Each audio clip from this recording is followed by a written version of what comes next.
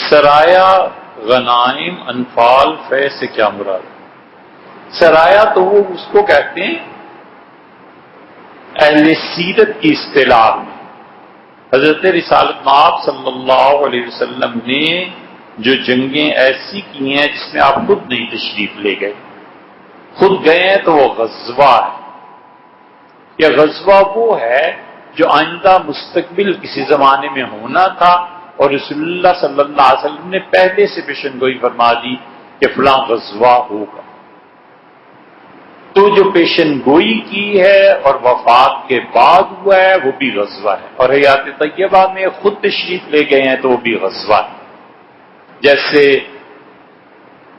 احد، بدر، تبوک، حنین وغیرہ وغیرہ خود تشریف بری ہوئی ہے، اور ارشاد فرما گئے ہیں کہ میرے بعد غزوہ ہوگا جس میں قسطنطنیہ، یعنی یہ قسطنطنیہ تو نہیں فرمایا، یہ فرمایا تھا کہ کیسر کا شہر فتح ہوگا، تو بھی غزوہ ہے، کیونکہ رسول اللہ صلی اللہ علیہ وسلم اس وقت حیات طیبہ اگر ہوتی تو شاید خود بھی تشریف لے جاتے۔ اتنی بڑی بشارت دی کہ اس پہ حملہ کرنے والے جنتی ہوں گے۔ پھر اسی طرح رسول اللہ صلی اللہ علیہ وسلم نے غزوہ ہند کے متعلق فرمایا کہ غزوہ ہند بھی جو ہوگا اس میں شرکت کرنے والے جنتی ہوں گے۔ حضرت ابو ہریرہ رضی اللہ عنہ نے خواہش کا اظہار کیا کہ کاش میری زندگی میں ہوتا تو ابو ہریرہ وہاں جاتا۔ تو پہلا دستہ جو کبھی آیا تھا اور انہوں نے بمبئی میں ہندوستان پہ حملہ کیا اور پھر فتوحات انہیں ہوئی، وہ مراد تھے، وہ ختم ہو گیا غزوہ ہند، اس زمانے میں ہوا۔ تو غزوات سے دونوں چیزیں مراد، حیات طیبہ میں یا اس کے بعد اتنی بڑی چیز جس کی خوشخبری پیشن گوئی حضور صلی اللہ علیہ وسلم نے فرمائی۔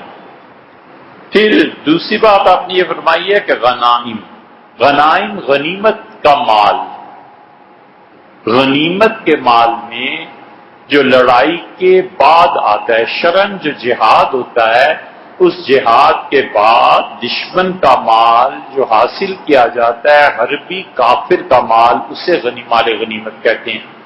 صرف کافر کا مال نہیں، کافر کا مال بھی محترم ہے، کافر کا مال لینا جائز نہیں ہے، یہ کسی شخص کے لیے درست نہیں ہے کہ انگلینڈ جائے اور انگریزوں کو دھوکہ دے کے ان کا مال لیا۔ حربی کافر ہونا چاہیے، وہ کافر جو میدان جنگ میں لڑائی کے لیے اترا ہے، وہ یا یہ مرے گا یا وہ مرے گا۔ ان دونوں کے لیے ایک دوسرے کا مال لوٹنا ہوتا ہے، ایک دوسرے کو نقصان پہنچانا ہوتا ہے۔ تو حربی کافر کو زندہ چھوڑ دینا یا اپنی موت کو دعوت دینا ہے۔ حربی کافر کا احکامات بہت شدید ہیں۔ فقہا نے لکھا ہے کہ اگر جنگل میں حربی کافر مل جائے اور کتا بھی مل جائے تو کتے کو پانی پلا دے، حربی کافر کو نہ پلائے، اس لیے کہ اسے چھوڑ دینا اس کا مطلب یہ ہے کہ کسی کو جا کے مارے یا تمہیں مارے۔ تو جو میدان جنگ میں کافر ہوتے ہیں یہ ان کا ہے۔ اب دنیا میں نہ دار الحرب ہے نہ دار الاسلام ہے، دار الامن رہ گیا، اب کوئی دار الحرب نہیں رہا دنیا میں۔ تو اس کے ذریعے جب وہ جنگ کے لیے آیا ہوا تو جو مال حاصل ہوتا ہے اسے غنیمت کا مال کہتے ہیں، اور اس کی جمع غنائم۔ تیسرا لفظ آپ نے فرمایا انفال۔ 10ویں پارے کی پہلی آیت میں یسألونک عن الانفال، آپ سے پوچھتے ہیں اس مال کے بارے میں جو جہاد کے علاوہ انہیں مل گیا ہے۔ قل الانفال للہ والرسول، انہیں کہیے کہ انفال کا جو مال ہے، نفل کہتے ہیں نا اضافے کو، نفل عربی میں بنیادی طور پہ اضافے کو کہتے ہیں، زیادتی کو کہتے ہیں، اصل چیز پہ کسی چیز کو بڑھا دینے کو کہتے ہیں۔ فرض نماز تھی، آپ نے اس کے بعد 2 رکعتیں اور پڑھ لی کہ اللہ اس فرض میں کوئی کوتاہی رہ گئی ہو تو معاف فرما دے، پورا کر دے، یہ نفل ہو گیا۔ حضرت رسالت مآب صلی اللہ علیہ وسلم، ترمذی میں حدیث آتی ہے کہ تم میں سے جو شخص ظہر کی نماز کے بعد 2 نفل پڑھ لے، یعنی 4 سنتیں، 4 فرض، پھر 2 سنتیں، پھر 2 نفل، یہ جو 2 نفل آخری ہیں نا، ان کے متعلق فرمایا کہ جو شخص پڑھ لے گا اللہ جنت میں اس کے لیے ایک گھر تعمیر کر دے گا، ایک محل اللہ اسے دے گا۔ یہ نفل ہیں، یہ زائد ہیں۔ ایک آدمی پڑھتا ہے بہت اچھی بات ہے، نہیں پڑھتا تو اس کو کوئی گناہ تھوڑی ہے۔ تو نفل مال غنیمت سے بھی زیادہ مل جائے، مما افاء اللہ، 28ویں پارے میں اللہ نے اس مال کا ذکر کیا۔ فے کہتے ہیں اس مال کو خیل ولا رکاب، جس پہ حملہ نہ کیا گیا ہو، گھوڑے نہ دوڑائے گئے ہوں، اور دشمن کی صلح کے بعد وہ حاصل کر لیا گیا ہو۔ انفال کی جو قسمیں بنتی ہیں ان میں سے ایک قسم یہ بھی ہو جاتی ہے۔ لیکن مال فے جہاں پر لڑائی نہیں کی گئی، جہاں پر کافروں نے ہتھیار پہلے سے ڈال دیے اور مسلمانوں نے وہ مال لے لیا، یہ مال فے کے درجے میں آتا ہے۔ اسی لیے سیدنا عمر رضی اللہ عنہ نے اس سے استنباط فرمایا تھا، جب ان کے زمانے میں فتوحات بڑھ گئیں تو امیر المومنین رضی اللہ عنہ ان جیسا آدمی نہ اس سے پہلے ہوا ہے نہ اس کے بعد ہوا ہے۔ تمام انبیاء علیہ الصلوۃ والسلام کے جتنے بھی خلفاء ہوئے ہیں ان میں صرف سیدنا عمر رضی اللہ عنہ ایسی ہستی ہیں جو رسول اللہ صلی اللہ علیہ وسلم کو تحفے کے طور پہ دی گئی، نہ ان سے پہلے کسی نبی کو ایسا ملا اور ان کے بعد تو کوئی سوال ہی نہیں علیہ الصلوۃ والسلام۔ سیدنا عمر رضی اللہ عنہ دین کے مقاصد کو سمجھتے تھے، ذرائع تبدیل کرتے تھے، کوئی بچوں کا کھیل نہیں ہے۔ وہ دین کے مقاصد کو سمجھتے تھے، ذرائع تبدیل کرتے تھے۔ دین کا مقصد یہ ہے کہ لوگوں کی مدد کی جائے۔ کس ذریعے سے مدد کی جائے گی؟ اس ذریعے کو جو رسول اللہ صلی اللہ علیہ وسلم نے اپنایا تھا۔ میرے زمانے میں وہ ذریعہ استعمال نہیں ہو سکتا، ذریعہ بدل دیتے تھے، تبدیل کر دیتے تھے۔ عورتوں کا ایک مسئلہ آیا تھا، آپ نے فرمایا کیا فیصلہ کیا تھا رسول اللہ صلی اللہ علیہ وسلم نے؟ تو فاطمہ بنت قیس کھڑی ہوئی اور اس نے کہا رسول اللہ صلی اللہ علیہ وسلم مجھے جب طلاق ہوئی تو میرے بارے میں یہ فیصلہ کیا تھا۔ سیدنا عمر رضی اللہ عنہ چپ ہو گئے، پھر کافی دن کے بعد فرمایا کہ یہ عورت جس نے فیصلہ، اب عورتوں کا حق ایک اس میں کم ہوتا تھا، عورتوں کا ایک حق گویا ختم ہو جاتا تھا۔ سیدنا عمر رضی اللہ عنہ نے کہا کہ مجھے نہیں پتا حفظت و نصیحت، یہ عورت اپنے معاملے کو بھول گئی ہے یا اسے رسول اللہ صلی اللہ علیہ وسلم کا فیصلہ یاد ہے، بہرحال میں عورتوں کے بارے میں یہ فیصلہ نہیں کر سکتا، میں انہیں یہ حق دوں گا۔ یہ چھوٹی سی بات نہیں ہے کہ رسول اللہ صلی اللہ علیہ وسلم کی بات سننے کے باوجود یہ فرما دیا کہ مجھے نہیں پتا کہ یہ عورت اس بات کو بھول گئی ہے یا اس نے یاد رکھا ہے۔ شریعت کے جو مقاصد شرعیہ تھے نا ان پہ ان کی نظر تھی، ذرا سنو مقاصد شرعیہ پر۔ تو سیدنا عمر رضی اللہ عنہ کے فیصلے تو پھر ایسے ہی تھے کہ شریعت کا مقصد فوت نہ ہو، راستہ تبدیل کر لیتے تھے۔ یہ نبوت کا مزاج تھا۔ اس لیے سیدنا عمر رضی اللہ عنہ نے جب تقسیم غنیمت کے اموال کی ہوئی ہے تو بہت بڑا ڈھیروں کے حساب سے مال غنیمت آیا تھا، اور بڑا مسئلہ یہی تھا کہ فوج اس کی دعویٰ کر رہی تھی کہ مال غنیمت ہمیں دیا جائے، فوج میں تقسیم کیا جائے۔ سیدنا عمر رضی اللہ عنہ بنیادی طور پہ فوج کو مال دینے کے حق میں بالکل نہیں، انہوں نے شورا بلا لی، بڑے دور دور سے لوگ آئے، شام سے بلال رضی اللہ عنہ تشریف لے آئے، مکہ مکرمہ سے لوگ پہنچے، عمر رضی اللہ عنہ شورا منعقد کی، انہوں نے کہا فوج جن علاقوں کو فتح کرتی ہے ان علاقوں کا کیا کرنا ہے؟ صحابہ رضی اللہ عنہ نے کہا کہ آپ فرمائیں۔ بحث ہوئی، ایک پورا گروہ تھا جس کا موقف یہ تھا کہ زمینیں آرمی میں تقسیم کر دی جائیں۔ سیدنا عمر رضی اللہ عنہ نے کہا میں بالکل اس کو نہیں کر سکتا، اگر ہم آرمی نے جو زمینیں فتح کی ہیں ان میں تقسیم کر دیں تو یہ مسلمانوں کی سڑکیں کہاں سے میں بناؤں گا، ان کے پل کہاں سے بناؤں گا، ان کی تعلیمی ادارے کہاں سے بنیں گے، ان کی مساجد کہاں سے بنے گی، اور ان کی عدالتوں میں تنخواہ کہاں سے جائے گی۔ قاضی ابو یوسف رحمت اللہ علیہ نے اپنی کتاب الخراج میں اس بحث کو لکھا ہے۔ سیدنا عمر رضی اللہ عنہ کا میں یہ نہیں کر سکتا،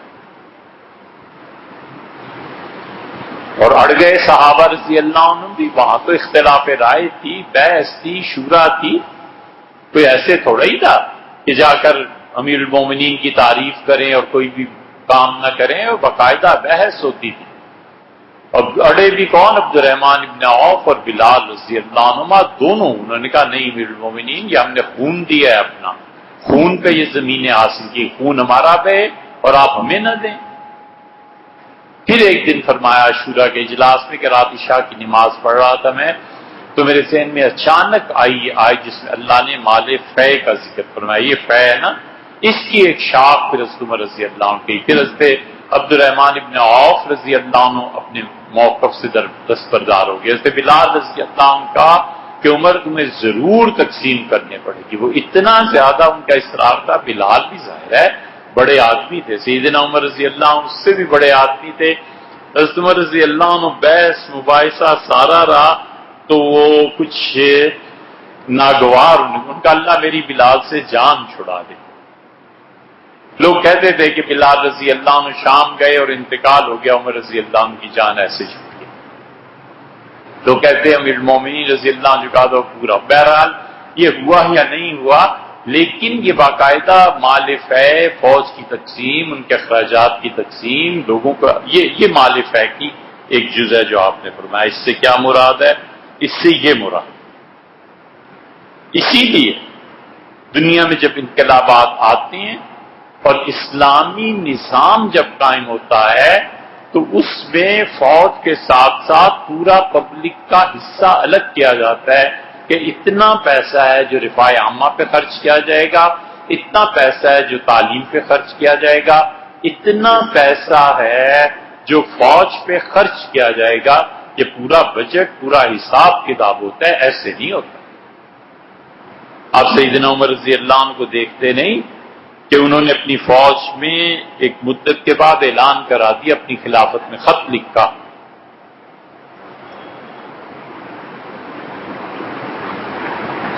ایک مدت تو نہیں، جلدی خط لکھا تھا خلافت سنبھالنے کے کچھ ہی عرصے کے بعد.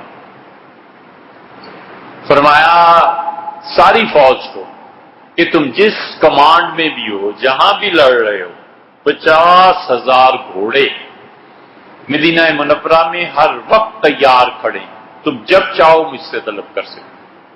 50,000 گھوڑوں کے چرنے کے لیے جگہ، ان کی خدمت کے لیے لوگ، استبل، وہ کوئی چھوٹی سی چیز نہیں تھی.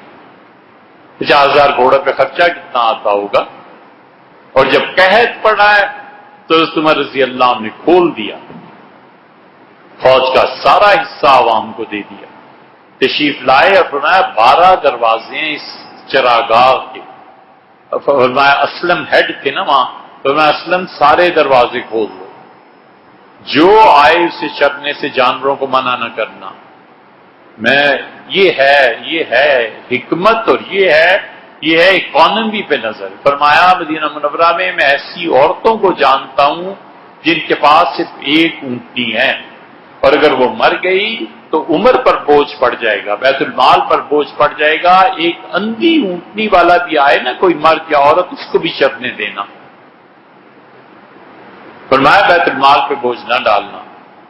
اور عبد الرحمن ابن عوف اور عثمان کے اونٹ اگر آئیں تو بالکل چرنے کی اجازت نہیں ہوگی. فرمایا سرمایہ ہے ان کے پاس، اس سال اگر وہ اپنے کھجوروں کے باغات کھلا کر اپنے اونٹوں کو بچا سکتے ہیں تو بچا لیں، ان کا کوئی حصہ نہیں. یہ کیا انہوں نے. اسی لیے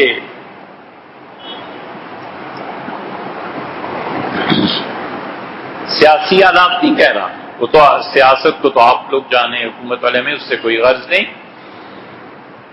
لیکن جو انقلاب ایران کا آیا تھا نا، اس میں ایک پہلو یہ بھی تھا کہ دولت کی جو نامنصفانہ تقسیم ہے اس کو ختم کیا جائے. شاہ ایران کا خیال تھا کہ اس کے قرب و جوار میں جتنے بھی ممالک میں، ہمارے پاکستان سمیت، تیل جتنا نکالا جا سکتا ہے، سب کا سب تیل اصل میں تہران کی ملکیت. چنانچہ وہ چاہتے تھے، اور جو ان کے مخالفین تھے وہ کہتے تھے تمہاری ملکیت کہاں سے ہے، شاہ کی ملکیت یا ایران کی ملکیت کہاں سے ہے. ہر ایک ملک کو اس کا حصہ ملنا چاہیے. یہ کمیونسٹوں کا بھی موقف تھا اور یہ جو اسلام کی نمائندگی کر رہے تھے ان کا بھی موقف تھا. تو کمیونسٹ اور اسلامائزیشن کے لیے جو لوگ کام کر رہے تھے یہ دونوں مل گئے اور اس صورت میں انہوں نے شاہ ایران کا انقلاب برپا کیا اور تختہ الٹ. کیونکہ شاہ ایران کے زمانے میں ایران یہ بن چکا تھا کہ وہاں سر عام ان کی کابینہ میں ان کی آرمی میں شادیاں ہوتی تھی لڑکوں کی. ایک جنرل خسروانی تھا اور ایک جنرل جو تھا جہاں بانی تھا. کوموڈور ہوٹل میں دونوں کے بیٹوں کی شادی ہوئی 1968 میں. 1968 کے اخبارات کبھی دیکھنا اگر تم نے پڑھی ہو تو شاہ نے بھی شرکت کی اور سارا ایران میں جشن تھا. جرنیلوں پہ بیٹھے تھے. آخر ایپ تھوڑا ہی تھا. جمی کارٹر کا زمانہ تھا نا.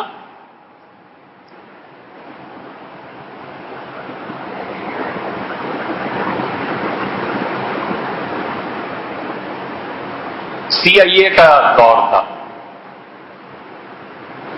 Keeping faith. ایران پہ جو بھی آدمی کام کرے گا جو بھی آدمی اس سے پڑھے گا اگر کیپنگ فیتھ کو اس سے نہیں پڑھا نا تو ایران کے انقلاب کو نہیں جان سکتا. کارٹر نے اپنی لکھی ہے سوانح. پڑھا کرو یار پڑھا کرو. دن میں 2-3 گھنٹے نکال کے نا بالکل کنڈی لگا کے اگر گھر والوں کا ہو کہ پتہ نہیں کون آ جائے اور کیا کام پڑ جائے چلے جاؤ گھر سے کہیں جا کے بیٹھ کے پڑھو. کیپنگ فیتھ اور CIA کا زمانہ تھا. اور جنرل خسروانی اور جنرل جہاں بانی ان کے بیٹوں کی شادی ہوئی تو شاہ کو بڑا پسند تھا. جنرل خسروانی کے متعلق رپورٹ کی گئی کہ اس کے بچہ جس کی شادی ہوئی سے عورتوں سے کوئی دلچسپی نہیں. اس نے کہا ملکہ کی جو پوشاک تیار ہوتی ہے اس کے لیے اسے ٹرینڈ کرو. تو اسے عورتوں سے کوئی دلچسپی نہیں تھی. ملکہ عالیہ سے کیا دلچسپی پیدا ہونی تھی. یہ ایران تھا جس کے بعد انقلاب وہاں آیا تھا. اور انہوں نے اس میں یہ کیا تھا کہ جو دولت کی نامنصفانہ تقسیم ہے اسے ختم کیا جائے. ساواک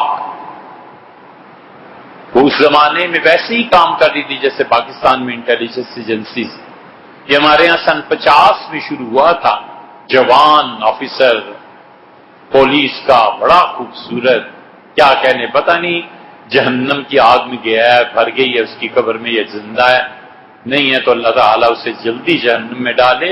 پہلا آدمی تھا جس نے اس وقت 1950 میں حکومتوں کی حمایت میں آفیسرز جو گرفتار کرتا تھا ان کی پینٹ اور ان کی شلوار میں نیچے دھاگے باندھ دیتا تھا اندر چوہے چھوڑ دیتا تھا.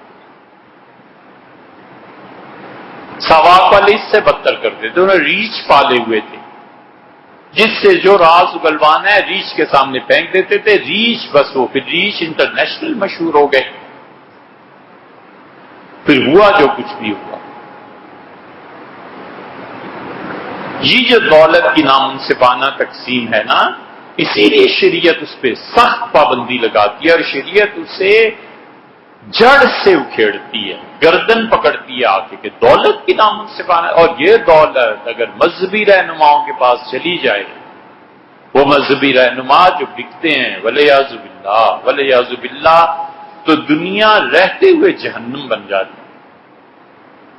اس لیے یہ دولت کبھی بھی ان مذہبی رہنماؤں کے پاس نہیں جانی چاہیے جن میں علم نہیں اور خدا کا خوف. سیدنا عمر رضی اللہ عنہ نے اسی لیے ساری محرومی کر دی. انہوں نے کہا پبلک کا حق بنتا ہے. پبلک کو بھی تو جتنا آرمی کا حق ہے وہ لیتی رہے. تو یہ جتنے آپ نے سوال لکھا ہے یہ سارا اس کا